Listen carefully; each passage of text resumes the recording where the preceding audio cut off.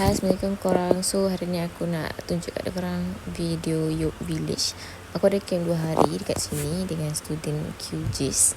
Tak ingat apa nama setingkatan sekolah tu, Quranic Generation macam tu lah. Okay, so tempat ni sangat cantik, korang tahu tak?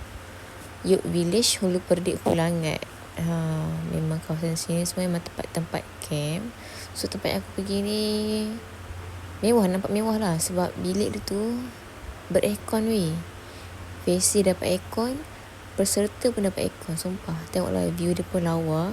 Sekeliling aku tu ada pokok 5 macam tu. Actually sebenarnya aku tak nak bercakap pun, tapi disebabkan aku punya video asyik copyright je, aku tak tahu nak buat macam mana. So aku cakap je lah, okay, ni aku tengah record video berjalan menuruni bukit. Dia penat sebab turun bukit je tau, turun bukit dengan naik bukit. Ni dah sampai tahap curam dah. So aku stop dah record video. Okay, ni hari kedua aku dekat camp tu.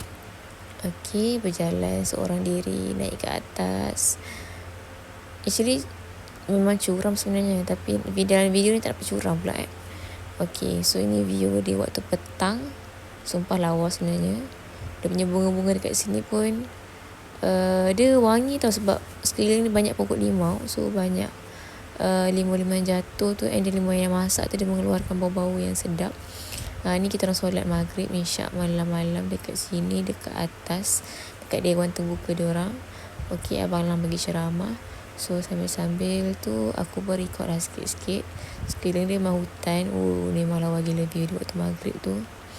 Ni actually budak dia tengah azan, so aku record video sambil tengok dia punya suasana dekat luar.